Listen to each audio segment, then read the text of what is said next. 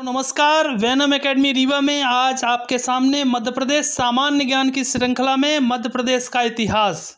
जी हाँ, मध्य प्रदेश के इतिहास से प्रतियोगी परीक्षाओं में बहुत सारे प्रश्न बहुत गहराई से पूछे जाते हैं, इसलिए इस टॉपिक को, इस चैप्टर को हम थोड़ा सा गहराई पे जाएंगे, लेकिन इंटरेस्टिंग वे पे, बोरियत नहीं महसूस करने देंगे आपको। तो चलिए शुरू करते हैं मध्य प्रदेश का इतिहास। तो मित्रों, ऐसा है कि जब भी कभी भी इतिहास की बात करते हैं तो अध्ययन सुविधा की दृष्टि से इसको 3 भागों में हम बांट लेते हैं। प्राचीन कालीन इतिहास जो होता है, इसके बाद मध्यकाल का इतिहास है और आधुनिक काल का इतिहास है। प्राचीन काल के इतिहास की बात करें तो इसमें हम पुरापाषाण, मध्यपाषाण और नवपाषाण, पाषाणकालीन सभ्यता से लेकर के और लगभग 6वीं या 7वीं शताब्दी तक के समय को हम किस में लेते हैं? प्राचीन काल के इतिहास में लेते हैं।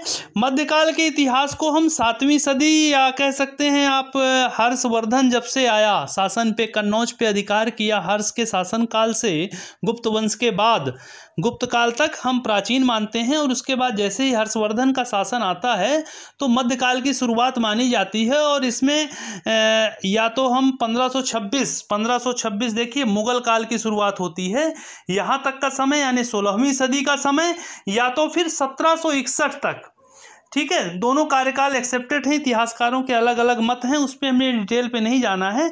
अध्ययन सुविधा की दृष्टि से लगभग 17वीं सदी तक हम यहाँ पे मुगल काल तक मान लेते हैं कि मध्यकाल था। और उसके बाद आधुनिक काल में मुगल के बाद जो भी होलकर सिंधिया रियासतें हुई आपका, ठीक है, भोपाल का शासन था। और ये आधुनिक भारत जब तक आज़ादी के बाद स्वतंत्रता से लेकर के और अब तक का जो इतिहास है, इसको हम आधुनिक भारत की श्रेणी में लेते हैं।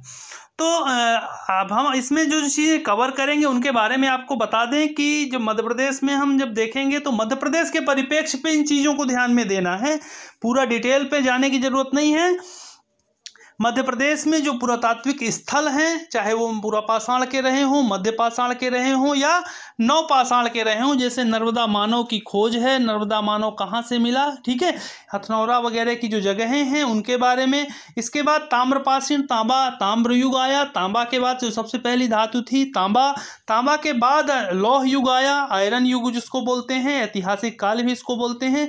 फिर आप देखते जाइए कि वैदिक सभ्यता है, वैदिक सभ्यता के बाद पुराण और वैदिक के बाद आपका आ जाता है उत्तर वैदिक, फिर महाजनपद काल, मौर्य काल, शुंग काल, सातवाहन। ठीक है, तो हमें इन सबको डिटेल में नहीं जाना है, हमें मध्य प्रदेश में इनका किन किन क्षेत्रों पे अधिकार रहा है इसके बारे में हम जानकारी लेंगे। इंडो ग्रीक या हिंद यवन हो गया, शक हो गया, कुषाण हो गया, ठीक है। और गुप्त काल आ जाता है, गुप्त काल के बाद जो पांडु वंश हैं, कलचुरी वंश हैं, मौखरी के, और इन सब के बारे में हम इसमें देखेंगे मध्य प्रदेश के परिप्रेक्ष्य में। इसी तरह मध्यकाल में हम चंदेल वंश के बारे में जानेंगे, खजुराहो के मंदिर के बारे में देखेंगे कि उनकी स्थापत्य कला और किनके द्वारा निर्माण कराया गया था। चंदेल वंश का बहुत महत्वपूर्ण योगदान था। राष्ट्रकूट हो गए, गुर्जर प्रतिहार हो गया, मालवा का परमार वंश बहुत प्रसिद्ध है ना, यशोधर्मन से लेकर के दिल्ली सल्तनत में किसका कहाँ शासन था, मालवा में स्वतंत्र मुस्लिम सल्तनतें कहाँ थी, फारूकी या निमाड़ में जो शासन था उसके फारूकी शासन के बारे में जानेंगे। मुगल काल में जो भी अकबर के समय से लेकर के और बाबर के समय से लेकर के मध्य प्रदेश में कहाँ मुगलों का शासन था और किसके विरुद्ध इन्होंने लड़ाइयाँ लड़ी, उनके बारे में हम जानेंगे। गौड़ वंश आ जाता है, फिर तोमर, बुंदेला और बघेलखंड मध्य प्रदेश के रेफरेंस में थोड़ा गहराई से पढ़ेंगे। इसके बाद आ जाता है आधुनिक काल, जहाँ से प्रश्न सबसे ज़्यादा पूछे जाते हैं। जी हाँ, आधुनिक काल में हम देखेंगे कि आपका होलकर और सिंधिया हैं, गायकवाड़ बड़ौदा के जो हैं उनकी फैमिली के बारे में जानेंगे। भोपाल रियासत को गहराई से पढ़ेंगे, अंग्रेजों के विरुद्ध जो महत्वपूर्ण विद्रोह हुए थे और कौन कौन से सेनानियों ने पार्टिसिपेट किया था, चाहे वो तांत्या टोपे हों या जंगल सत्याग्रह हुआ था।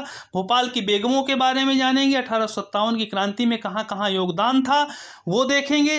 राष्ट्रीय स्वतंत्रता संग्राम में मध्य प्रदेश की क्या भूमिका थी, झंडा सत्याग्रह कब हुआ था, नमक सत्याग्रह है, चरण पादुका नरसंहार है, इसे जलियांवाला बाग हत्याकांड भी मध्य प्रदेश का कहा जाता है। मध्य प्रदेश का जलियांवाला बाग हत्याकांड है ना, चरण पादुका छतरपुर पे हुआ था।